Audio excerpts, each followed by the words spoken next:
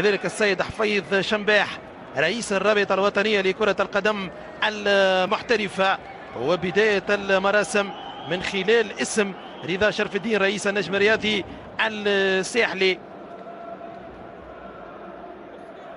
والمدرب فوزي البنزرتي المتوج باللقب الثامن على مستوى البطولات الثالثة مع النجم الساحلي، 4 في السابق مع الترجي وواحدة مع النادي الافريقي لفوزي البنزرتي.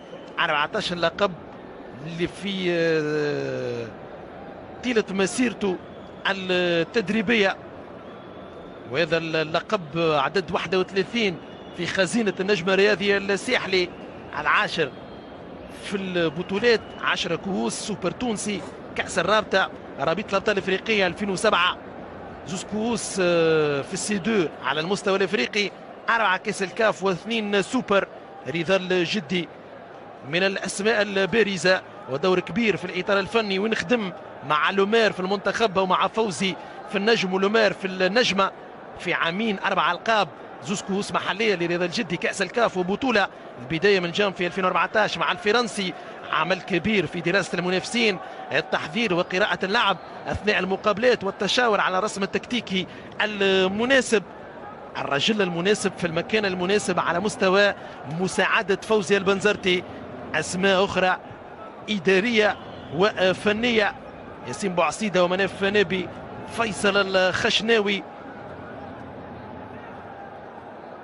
وبداية تتويج اللاعبين من خلال مصافحة وزير الشباب والرياضة ورئيس الجامعة التونسية لكرة القدم المحترفة،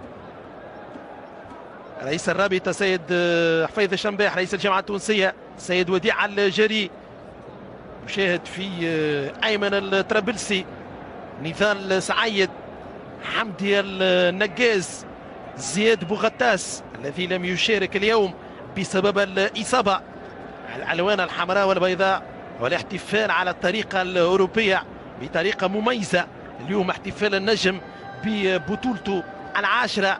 المدير الرياضي زياد الجزيري، القلب النابض والعين التي لا تخطئ على مستوى الانتدابات والأسماء اللي وقع تدعيمها للرصيد البشري للنجم الرياضي الساحلي، خلفه أحمد العكيشي، واحد من الأسماء اللي عادت للنجم وعادت معها الإضافة، خاصة على مستوى النجاعة والتسجيل وأهداف حاسمة للعكيشي هذا الموسم مع النجم.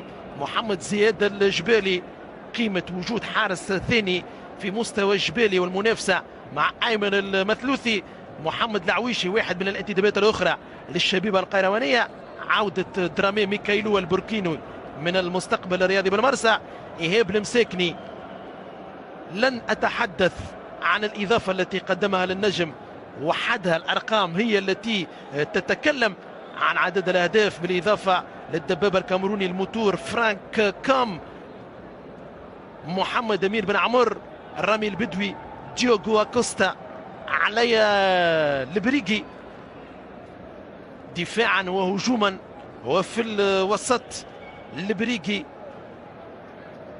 جوكير النجم الرياضي الساحلي، حسين جنيح المدير التنفيذي مدرب الحراس، طارق عبد العليم المصري.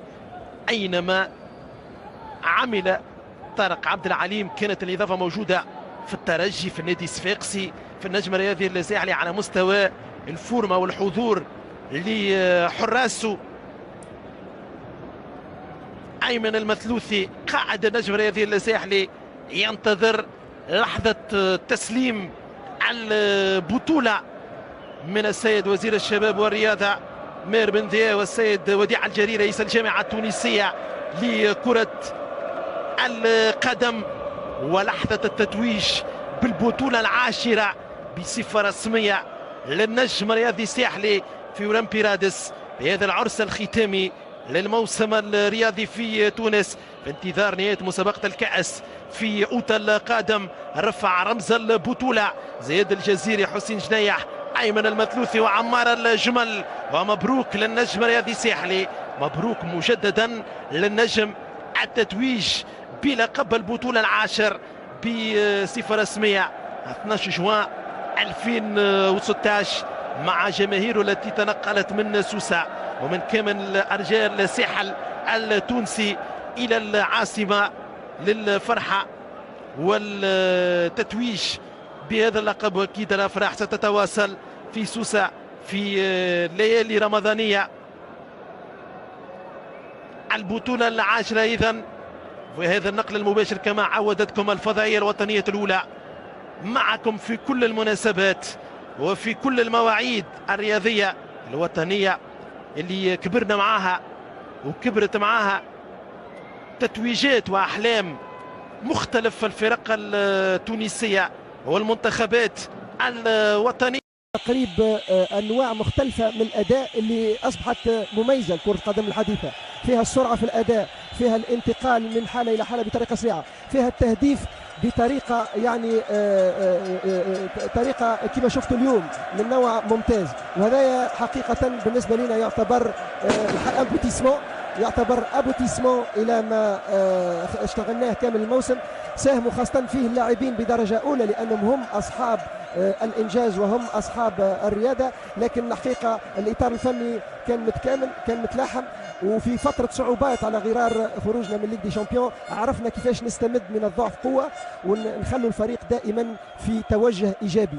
لا ريزيستونس مونتال وخاصه التحضير الذهني كان عنده جانب كبير من الاهميه في هذا الموسم. خلانا فتره صعاب خاصة في فترة يعني انشينمون تاع ديزيفينمون على بعضهم. وصلنا نلعبوا 3 مباريات في الأسبوع بتقريب معدل مباراة كل 3 أيام. عملنا نسق فيه ما يقارب 54 مباراة في الموسم، واللي هو يعتبر ريتم تاع أبطال أوروبيين اللي يلعبوا على مستوى النخبة الأوروبية.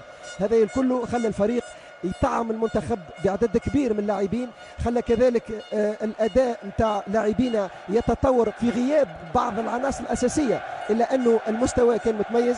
هذا الكل نشكر عليه ربي اولا، لكن نشكر كل الاطراف. اولا الاداره بقياده سيدي رضا شرف الدين، حسين جنيح، جلال الكريف، زياد جزيري كذلك، وكل الاطراف اللي كانت فاعله، الى جانب بالطبع الادار الطبي بقياده فيصل خشناوي، واللي الحقيقه ما قصروا في حتى جهد مع ليكيني في الجانب هذايا. لكن ما ننساش بالطبع لانه الانسان دائما يحكي اللاعبين هم اصحاب الانجاز الاول. الاطار الفني غني عن التعريف. الاطار الفني تاعنا مانيش باش نذكره لانه الحقيقه الخدمه اللي خدمها بقياده سي فوزي كانت خدمه ممتازه. الحمد لله. حكينا عليكم قبيله ومررنا فيتيير خاص بخدمه الاطار الفني، لانه صراحه سي نظام باش نعطيو لقيصر ما لقيصر. يعني ما كانش موسم عادي لكم انتم كاطار فني في النجم الرياضي الساحلي، خدمه كبيره برشا، برشا حسابات، برشا حسن تصرف وجستيون تاع في الجروب نتاعكم. هو راهو كي تشوف ال3 مواسم الاخرانيه يعني هناك انجاز لا مثيل له في ناحيه الالقاب، لكن خاصه من ناحيه تكوين الفريق. السنه الفارطه كان مردود ممتاز، مع الاسف ما تمكناش في نهايه المطاف من الحصول على اللقب. السنه كان العزيمه كانت اقوى، وخاصه الفريق واصل في الاداء الايجابي نتاعو. على المستوى الافريقي كان تتويج، على المستوى المحلي كان تتويج، وحتى خروج الفريق على مستوى رابطه الابطال كان بطريقه يعني بطوليه، حيث انه شفت مليح مباراه نيمبا. طريقه الاداء كانت انا سبق وعلق بعض التكنيسيان اوروبيان قالوا لي اون سويفي ان ماتش اوروبيان، سيتي ان ماتش دو نيفو اوروبيان.